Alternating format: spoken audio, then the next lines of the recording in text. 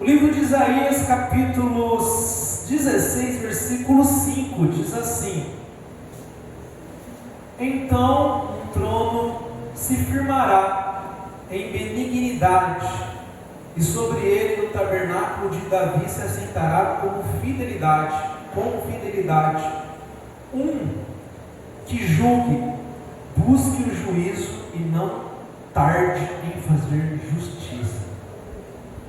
Amém. Glória que isso seja assim. Amém. Hoje nós vamos falar um pouco sobre informações. O que é informação? Sobre notícia. Nós que gostamos tanto de notícias, né? Haja visto o sucesso, né, das grandes mídias, o sucesso da imprensa, o sucesso das redes sociais. A gente não consegue hoje viver sem notícia. É uma necessidade do ser humano viver sempre informado. Nós gostamos disso, né? Nós gostamos sempre de estar buscando informação, de notícia. Por isso, uma das primeiras coisas que nós fazíamos, né? Talvez a gente não faz mais, é abrir o jornal da manhã e ver as notícias, as últimas notícias que estão acontecendo no mundo e ao redor do mundo. A gente gosta disso, de estar informado, de ver o que está acontecendo. Por isso, antigamente, a gente, hoje nem tanto, né? Mas quem podia, cada cômodo da casa tinha uma TV, ou tem, né? Antigamente era uma ostentação você ter uma TV 29 polegadas, aquela TV grande, pesadona, bonitona na sala. Era um motivo, né, de ostentação, e ali você ficava horas e horas. Hoje o brasileiro não fica, mas da década de 80 nós ficávamos no domingo, da hora que acordava até na hora de dormir, em frente da TV. Via todos os programas de TV possível que passavam no domingo. E hoje muitas vezes a gente fala, eu não tenho TV, eu não ligo muito para a TV, não tenho necessidade de ter TV, porque hoje a gente tem na nossa mão isso daqui, né? Hoje a gente tem o celular, a gente tem uma TV agora no nosso bolso, é onde a gente ainda assim se mantém informado. A gente gosta dessas coisas, né? De fazer parte das redes sociais. Agora o grande sucesso não é somente a imprensa, né? Como que ela é poderosa hoje. Grandes empresários do mundo são donos da imprensa. Tamanho é a visão deles de saber o quanto que é poderoso você ter a informação na mão, como você ser formador de opinião. Isso é muito valioso hoje em dia para o mundo. Hoje, o Bill Gates, ele é dono, eu não sabia, mas no estudo que eu estava fazendo hoje, ele é dono de umas maiores redes de imprensa em Nova York. O Bill Gates, junto com outro conglomerado de imprensa, porque ele sabe que isso é importante. E nós gostamos disso, em redes sociais, saber o que o irmão está fazendo, o que o primo está falando, o que a cidade está acontecendo, as festas, as notícias, e a gente fica ali o dia inteiro. Nós gostamos de fazer parte de um grande grupo. É do ser humano essa necessidade de fazer parte de uma sociedade. Nós sempre queremos, está intrínseco no coração do homem, fazer parte de um grupo, de uma sociedade. Por isso nós vamos lá para as redes sociais, nós gostamos disso. E a informação é muito importante para nós antevermos aos fatos, meteorologia. Hoje as informações são importantes para as empresas. Hoje qualquer coisa que você vai fazer, coloque seu telefone, coloque aqui o seu e-mail, autentique. Você vai usar um Wi-Fi de algum estabelecimento, você tem que ir lá e curtir alguma coisa, porque toda hora você está gerando informação. Você está gerando informação que você esteve naquele local. A todo momento nós estamos gerando informação para a grande rede de internet, aí no seu celular que você tem. Você não precisa levantar a mão, mas se perguntar aqui quem tem celular, todos vão levantar a mão, porque todos têm celular, menos o Estevão, acredito eu. Porque hoje é natural, e a todo momento com o celular nós estamos gerando informação, você está autenticando, você está curtindo, você curtiu algo, pronto. Aí toda a sua timeline, toda a sua tela do seu celular, ela se torna em volta daquelas informações que você gerou, para o algoritmo, para as redes sociais. Você digita lá carro, pronto, só fica aparecendo carro. Você digitou pescaria, só aparece vídeos de pescaria. Você digitou um prato, só aparece coisas de comida. E por aí vai, toda hora nós estamos interagindo com informação. E por isso que o tema da nossa noite é referente à informação. E o título do nosso estudo é Revelação. As revelações de Deus. Onde a própria Bíblia, ela tem um livro inteiro para dar informação. Todo livro da Bíblia é informativo. Mas na Bíblia existe um livro inteiro com esse próprio nome de revelação. A revelação que Deus quer dar para a sua vida. E existe um livro na Bíblia específico, voltado para uma notícia para você, que é chamado livro de Apocalipse, que significa revelação. Deus, Ele não quer revelar algo para você. Ele já revelou tudo para você, em Apocalipse e na Bíblia. Mas no livro de Apocalipse, está todo minuciosamente explicado os projetos e os planos de Deus que estão por vir. Deus, Ele não esconde nada da humanidade. Nós temos a história de como foi e de como é e de como ela será para as nossas vidas. Basta nós querermos saber quais tipos de informações nós queremos buscar e acreditar. Porque o grande lance não é somente informação, mas é a forma que essa informação vem para a gente. Muitas vezes nós temos a forma da informação um pouco transformada, um pouco deturpada, onde grandes injustiças elas se tornam grandes verdades legítimas. Muitas vezes informações não tão boas, informações não tão justas, não tão corretas, não tão como Deus gostaria que fosse para você, elas se tornam verdades legítimas para nós de vez em quando. De tanto nós ouvirmos, de tanto que nós nos colocamos à disposição de uma verdade, aliás, de uma informação por muito tempo, essa informação dita por várias vezes, ela acaba se tornando uma verdade para a gente. Esse é uma grande tentação e um grande cuidado que nós devemos ter. O próprio livro de Provérbios, ele diz: as palavras dos maldizentes, ela é como uma comida fina que desce para o mais profundo ventre. Assim como o vaso e escolha de prata, assim são as palavras doces, porém coração maligno. Quando te dizer suavemente, não confie neles. A palavra, a informação, nem sempre quando ela vem dita suave, quando ela vem dita com lisonjeia, lisonjeando o outro, te elogiando, com lisonjas, nem sempre significa que ela é uma verdade. Nem sempre essa informação cheia de lisonjas é uma informação justa. O próprio salmista também ele reclama disso. Ele sofre disso. O salmista ele reclama: Deus, por favor, me ajuda, me livra do clamor do mal, pois pessoas querem meu mal e pessoas tramam meu mal. Deus, por favor, em Salmo 55 retrata o salmista reclamando a Deus de pessoas que estão procurando o mal dele. E ele continua falando: se fosse o meu inimigo que me afronta, eu estaria tranquilo, mas é amigo meu próximo. Ele diz assim: é íntimo amigo meu aquele que procura meu mal, com palavras como suave como uma manteiga e brandas como um azeite, porém como espadas desbanhadas. É isso que o salmista reclama, que o salmista ele passa uma dificuldade ao ponto de ele implorar para Deus que ele se livra disso como entranhas do mal, entranhas de morte. Tamanha é o poder de uma informação transformada numa informação injusta, muitas vezes de uma forma suave, muitas vezes de uma forma macia, como uma manteiga, e branda como azeite. E esse cuidado que nós devemos ter, porque nós somos expostos a isso a todo momento. A todo momento um grupo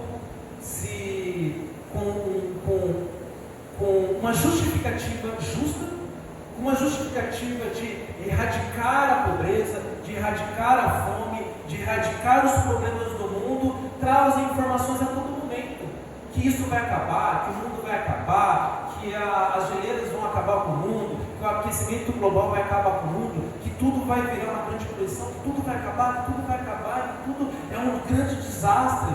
E muitas vezes essas narrativas, elas vêm com uma intenção, com uma justificativa boa, da proteção da humanidade, com a vontade de erradicar a pobreza do mundo. Contudo, não são verdades que a Bíblia nos expõe.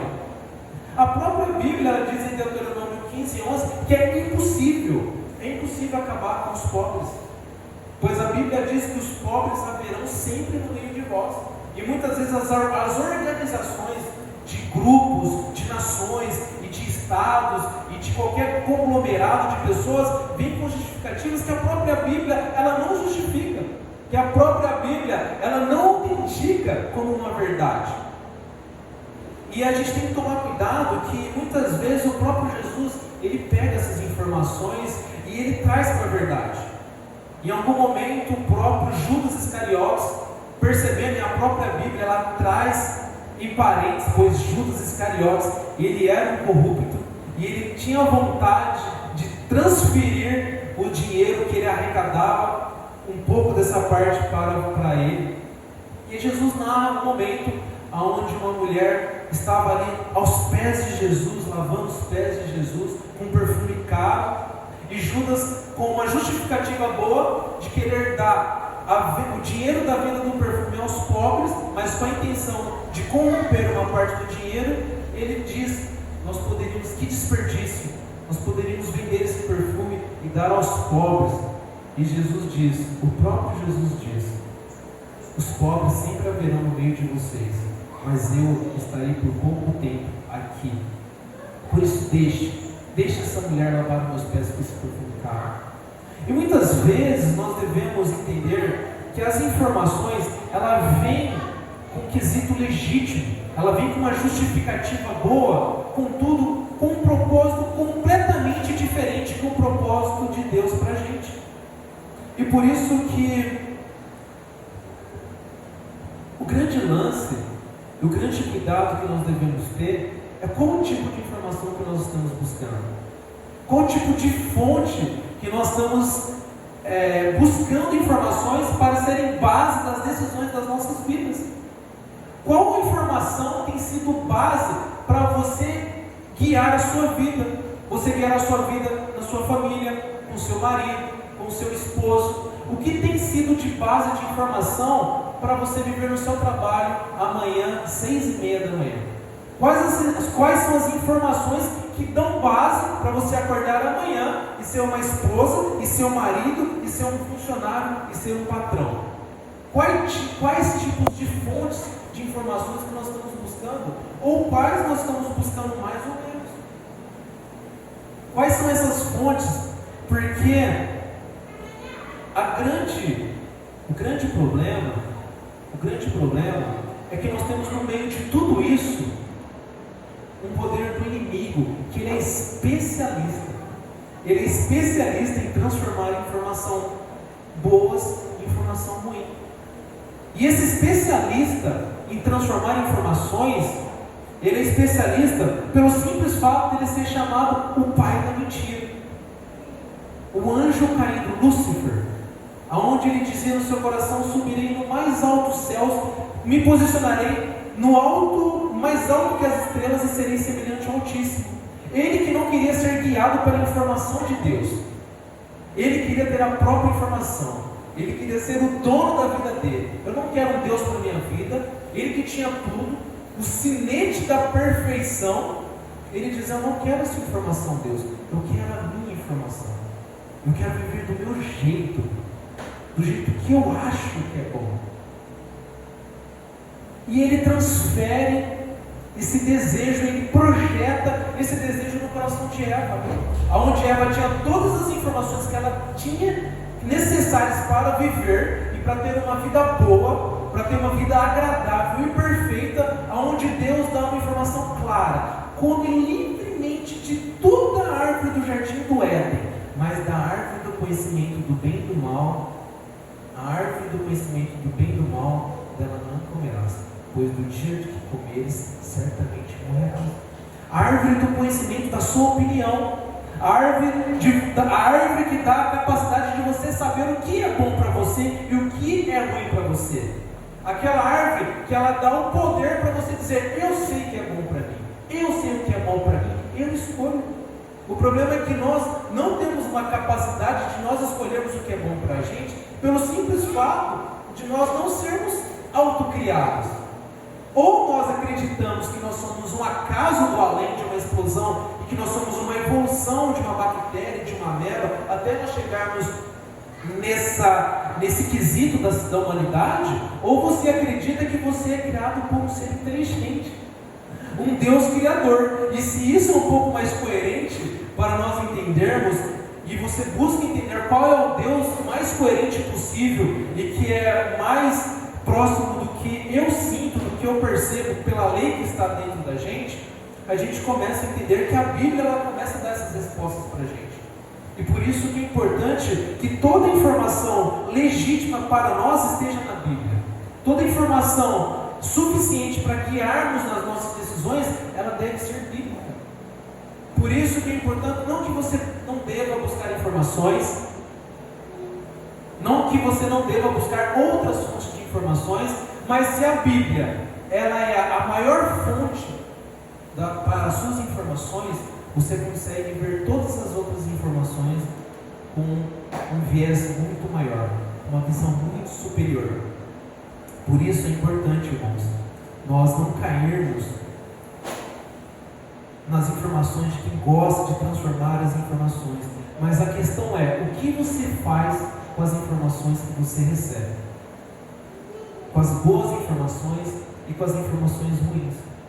Nós estamos expostos às informações a todo momento. O que você faz com as informações que chegam a você e quais são as decisões que você toma? Por isso, no livro de Mateus, capítulo 1, primeiro livro do Novo Testamento, ele diz assim: no livro de Mateus, capítulo 1, e no versículo 1, ele diz assim: livro da genealogia de Jesus Cristo, filho de Davi, filho de Abraão. Aqui num versículo só, nós temos todas as informações possíveis para a gente interpretar todas as outras informações que a gente vê a todo momento. O que Mateus nos dá é a oportunidade de nós interpretarmos os jornais, as redes sociais, todas as notícias que chegam para a gente todo dia. Em um versículo, ele diz: aqui está a genealogia de Jesus Cristo, filho de Davi e filho de Abraão. E ele puxa nesse capítulo inteiro, capítulo 1, até no versículo 17, a genealogia inteira de Jesus, sem perder nenhuma geração. Ele traz a genealogia de Abraão, e ele vai passando por Isaac, por Jacó, até chegar em Davi, onde no meio dessa genealogia tinha algumas pessoas que não são tão boas, como Jacó, por exemplo, pessoas enganadoras. Jacó, conhecido como enganador, onde ele trapassa o seu sogro, Labão, para poder prosperar. E o próprio Jesus troca o nome de Jacó: agora você não é mais enganador, agora você é Israel. Jesus ele tem esse poder, onde nessa genealogia de Jesus é encontrado um nome como Judá, por exemplo, um cara que coabita com sua própria nora, onde ele promete o seu filho, onde ela já era viúva de 2 filhos, e ele não cumpre o seu sim, ele não cumpre a sua palavra, e de uma forma estratégica de Tamar, ele coabita com sua própria nora, onde nasce Pérez. A descendência de Jesus, ela passa por esses acontecimentos. Muitas vezes também, continuando, passa pelo nome estranho. No versículo 5 fala de uma tal de Raabe, uma ex-prostituta, que não tinha uma moral muito afirmada nas ruas de Jericó. Raabe que se torna a tataravó de Davi, mãe de Boaz, que casou com Ruth, também uma estrangeira, uma moabita, que não tinha o sangue judaico. Essas pessoas, uma prostituta e uma estrangeira, se tornam tataravó e bisavó do grande rei Davi. o primeiro rei segundo o coração de Deus, que habita o trono dos judeus, o trono do povo de Deus, aonde até o momento era uma teocracia, Deus mandava, e agora Deus permite um rei. Contudo, Deus escolhe o rei, tem que ser Davi, um pastor, o esquecido Davi, ele se torna um rei, e 14 gerações depois eles vão para a Babilônia, e depois de 14 gerações, continua a narração da genealogia de Jesus no versículo 16 de Mateus 1, onde ele diz: e Jacó gerou José, marido de Maria, da qual nasceu Jesus, que se chama Cristo. E a genealogia de Jesus, ela é conservada geração a geração, 14 gerações após Abraão, 14 gerações até a Babilônia, e 14 gerações da Babilônia até chegar em Jesus, cuidadosamente conservada, para que nós possamos realmente proclamar que Jesus, ele é rei legítimo, direto da linhagem de Davi, aonde por filhos é passado por filhos, por rei, por reis, por herança é passado o seu trono, mesmo chegando no Império Romano, aonde o trono dos judeus não era tão considerado assim, mas para Deus ele conserva essa geração, e nasce Jesus, direto da linhagem de Davi, rei legítimo, legítimo para ele assentar no trono por ser o herdeiro de Davi, e ele morre, passa 3 dias e ele ressuscita, e ele está vivo até hoje, e até hoje ele está sentado no trono dele, por direito e vivo. Deus, ele é rei até hoje, vivo e no trono dele, um trono que existe, um trono que foi instituído nessa terra que nós vivemos hoje, e ainda hoje ele vive no corpo de Israel, assentado no seu trono por direito. Por isso nós temos a capacidade de nós vermos Deus em tudo. Não importa os tronos, não importa os outros reinados, não importa os outros estados, não importa o que aconteça ou deixa de acontecer, Jesus é rei, e ele é rei até hoje. Isso é fato, isso é claro, muitas vezes quando você liga o jornal, e quando você vê as notícias, você vê notícias falando que Jesus é rei a todo momento.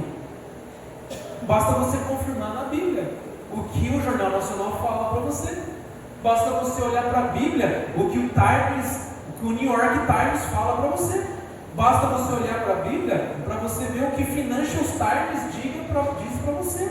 Basta você olhar para a Bíblia para saber o que a CNN diz para você, o que a Record News diz para você. É só você olhar para a Bíblia. O que esses noticiários estão falando a todo momento é: Jesus é rei. Você vai para a Bíblia e existe um relato onde diz que Deus faz uma aliança com Abraão, e ele diz para Abraão: Abraão, abençoarei os que te abençoaram, e amaldiçoarei os que te amaldiçoaram. E aí você olha para os Estados Unidos, está aqui, 2 cidadãos americanos, para não deixar mentir, a maior nação mais poderosa economicamente do mundo, aonde na sua raiz de história, passa pelo povo judeu, um povo que antes ele passa por um lugar que chamava a Nova Holanda, a Nova Holanda, que hoje se situa por cargas d'água no território de Pernambuco, o território do Nordeste brasileiro, talvez bom para o turismo. Mas esses judeus, que eles são exilados do Brasil, eles são expulsos do Brasil no século XVII, eles desembarcam direto e caem direto em Nova York, na Nova Amsterdã, a Nova York, agora a nova terra, aonde ela é colonizada justamente por um judeu chamado Gerson Mendes.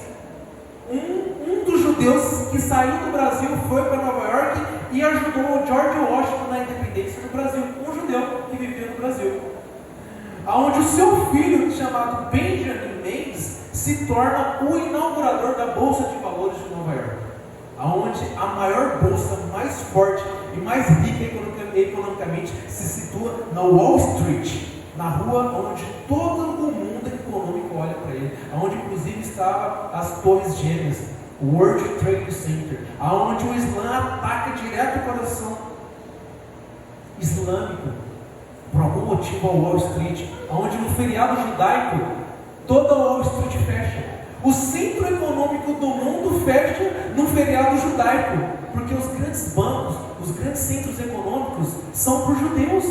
Eles fundaram a Bolsa de Valores do mundo. Toda a notícia econômica passa para o povo judeu, aonde um outro judeu, com também o nome Benjamin Cardoso, talvez a minha mãe seja uma descendente de um judeu, por se chamar Maria Cardoso, se torna o primeiro juiz da Suprema Corte dos Estados Unidos. E ele escreve um soneto que hoje está escrito na Estátua da Liberdade. Ou seja, se você quiser visitar a Estátua da Liberdade, o maior símbolo da liberdade do mundo, o que tiver escrito no pé dela é uma frase escrita por um judeu, povo de Deus, que por acaso hoje Pernambuco não é um grande centro econômico, mas Nova York é. Nova York tem Wall Street. Nova York todo mundo olha para ela economicamente. Então Pernambuco talvez olha lá para visitar. Cuidado se você for fazer um turismo, se você for com uma pulseirinha de ouro. Você pode ser assaltado, mas Nova York não. Nova York é abençoado. Abençoarei os que te abençoaram, amaldiçoarei os que te amaldiçoaram. Não sei, por algum motivo Nova York é abençoado por ser colonizado por judeus. Mesmo os judeus que saíram das entranhas do Brasil, do Nordeste brasileiro, que não consegue ir para frente, não consegue, sofre com a fome, sofre com a seca, e sofre. Abençoarei os que te abençoaram, amaldiçoarei os que amaldiçoaram.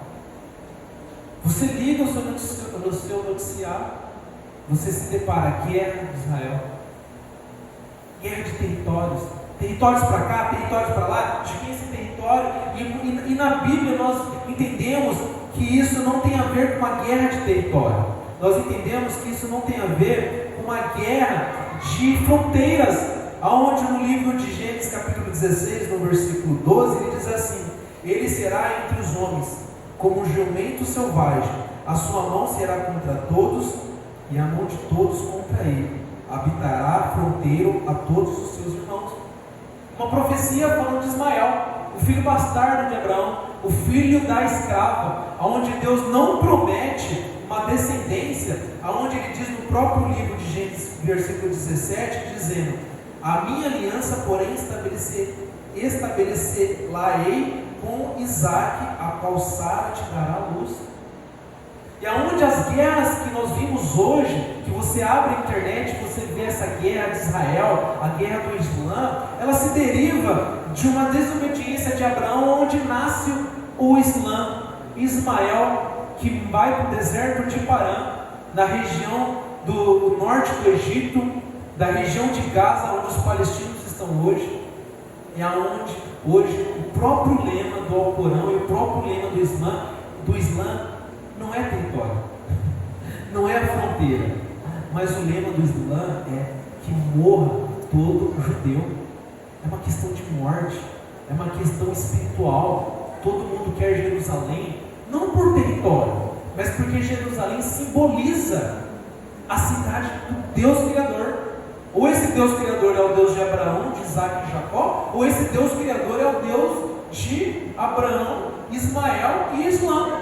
Dos dois, não tem como ser dois deuses, porque Deus é um só. É uma guerra espiritual, irmãos. É uma guerra que está profetizada na sua Bíblia por milhares e milhares de anos. Por isso, a pergunta que nós podemos ter hoje é: quais as notícias nós estamos dando ouvido? Você dá notícia, você dá ouvidos para o Evangelho? A boa notícia? O Evangelho significa a boa nova, a boa notícia que aconteceu para o mundo, que ela é revelada todo tempo, a toda hora, a todo momento. Quando você olha no seu celular e você vê a data, dia 17 de novembro de 2024, 2024 anos após o nascimento de Jesus, está aí no seu celular. Jesus, Ele é a grande notícia. Jesus está em tudo, Jesus está em tudo nas nossas vidas. É que muitas vezes há informações que querem ofuscar a presença de Jesus, querem tirar as instruções que Deus já deu para a gente, que Deus está em tudo. Se você começar a reparar, você vê Jesus em tudo. Se você começar a ler a sua Bíblia, você vê Jesus em tudo. Você vê Jesus no seu casamento, você vê Jesus na rebeldia das crianças, você vê Jesus na dureza do seu marido, você vê Jesus na rebeldia das esposas, você vê Jesus nas dificuldades, você vê Jesus ou a falta de Jesus nas dificuldades das igrejas, nas divisões das igrejas, e você vê a graça de Jesus em tudo. Você vê muitas vezes que tais pessoas precisam da informação verdadeira, porque falta a informação legítima, falta a palavra de Jesus, a boa nova, a boa notícia, que Jesus é rei, que Ele existe, que Ele nasceu, que Ele morreu, Ele veio nesse mundo, Ele ressuscitou e vive, e Ele reina no seu trono até hoje. Muitas vezes o que falta para a gente é informação. O que nós fazemos com a informação? Por isso, no livro das Revelações, no livro de Apocalipse, o último livro da Bíblia, no penúltimo capítulo da Bíblia, em Apocalipse 21, ele nos dá uma notícia. No livro de Apocalipse, capítulo 21, último livro da Bíblia, as últimas revelações que Deus não esconde da gente. Ele diz assim em Apocalipse capítulo 21: Vi no céu a nova terra, pois o primeiro céu e a primeira terra passaram, o mar já não existe. Vi também a cidade santa, a nova Jerusalém, que desceu do céu da parte de Deus, ataviada como noiva, ardonada para o seu esposo. Então ouvi a grande voz vinda do trono, dizendo: Eis o tabernáculo de Deus com os homens. Isso irá acontecer. Deus mesmo estará com eles. Amém? E lhes enxugará dos olhos toda lágrima, e a morte já não existirá. Já não haverá luto, nem pranto, nem dor, porque as primeiras coisas já se passaram.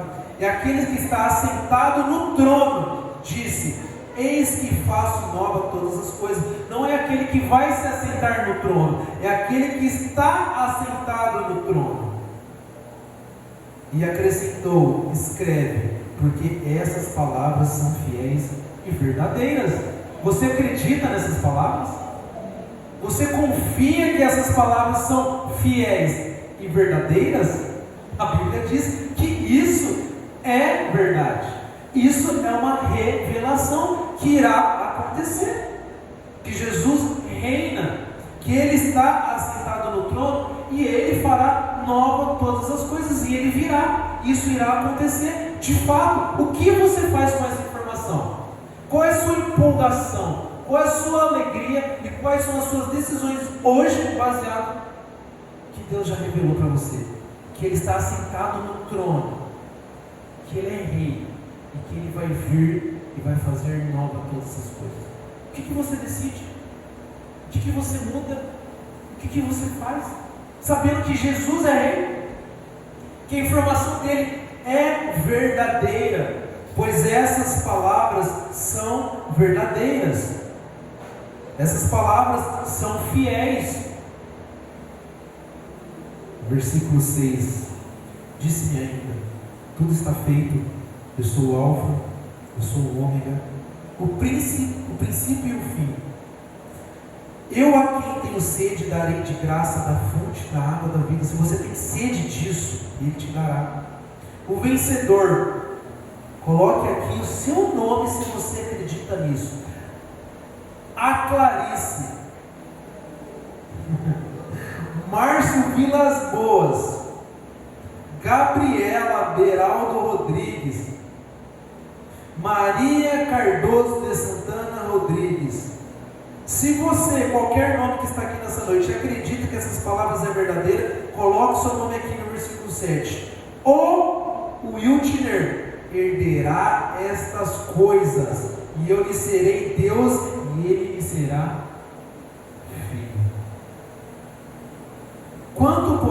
Aos covardes, tire você dessa lista.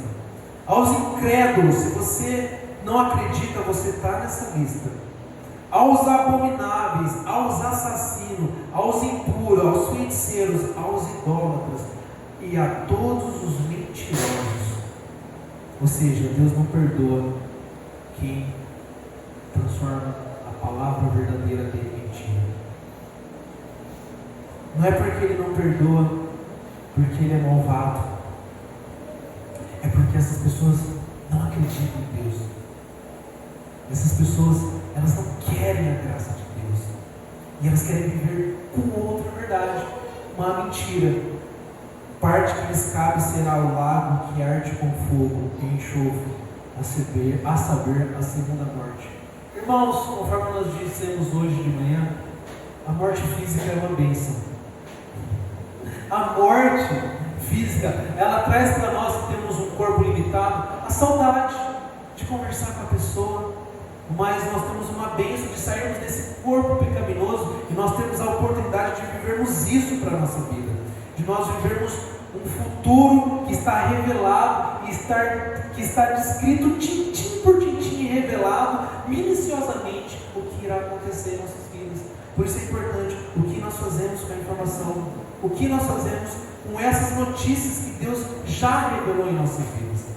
Por isso, no livro de Efésios, capítulo 1, versículo 3, ele diz: bendito Deus Pai do nosso Senhor Jesus Cristo, que nos abençoou nas regiões celestiais e nos predestinou para Ele antes da fundação do mundo, para sermos santos e irrepreensíveis perante Ele em amor. Por isso, no versículo 5 de Efésios, ele continua, do capítulo 1: nos predestinou para Ele, para a adoção de filhos, por meio de Jesus Cristo, segundo o beneplácito de sua vontade. Agora preste atenção no versículo 6, do capítulo 1 de Efésios: para louvor da glória da sua graça, que Ele nos concedeu gratuitamente no amado. Irmão, você sabe para que você foi criado? Para louvor e glória de Deus. Você quer saber de fato qual que é o propósito da sua vida?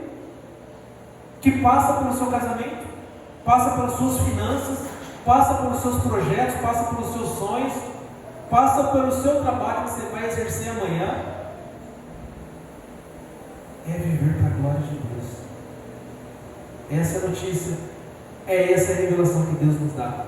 Ele nos abençoou e Ele nos criou para você ser de Deus, você ser para Ele. Você foi feito para presente para Jesus. Deus te criou pensando em te dar de presente para Jesus, para você ser louvor e glórias para Deus e você experimentar a glória de Deus, que é a melhor coisa que existe para as nossas vidas. A glória de Deus. Se você acredita nisso, você foi criado para ser de Jesus. Sim, você foi predestinado, porque Deus te projetou. O que passou na mente de Jesus, de Deus, quando te criou, é fazer que você fosse feito para a glória de Deus. Hoje, amanhã, todo dia, tudo que você fazer, inclusive nos seus sonhos, inclusive nas suas vontades, inclusive no que Ele colocou no seu coração, para você transformar isso para a glória dele. Esse é a notícia, esse é o projeto, esse é o plano. Nós sermos de Deus, e esse foi, esse é e esse será o plano de Deus, que nós sejamos uma raça eleita, povo de propriedade exclusiva de Deus. Nós somos propriedade de Deus. Basta você crer e acreditar e querer isso ou não. A decisão é nossa, a decisão é minha, a decisão é sua. Por isso, a questão é: o que atrapalha para que você viva os propósitos de Jesus? Pergunta que nós fizemos durante a semana, uma pergunta que rolou nos grupos da igreja, uma pergunta que rolou hoje de manhã, que ela pode continuar rolando na sua mente durante a semana. O que atrapalha você viver os propósitos de Jesus para a sua vida? que é? É uma pessoa? É uma angústia? É uma ansiedade? É um medo? Uma covardia? Uma insegurança? Uma incerteza? O que te atrapalha você viver os planos de Deus? Saiba que você tem todas as notícias possíveis para que você possa viver o seu projeto, que é viver para a glória de Deus. E toda essa notícia, e toda essa boa nova, ela está aqui, na sua frente. Não tem a ver com quantidade, não tem a ver com recursos, não tem a ver com grandes números, tem a ver com a pessoa de Jesus Cristo na sua vida. A grande notícia é que nós somos feitos para a glória de Deus. Você pode viver o melhor para Deus. Tudo isso já foi revelado. Basta você aceitar, crer nisso ou não. Mas nós possamos viver o propósito das nossas vidas. Amém?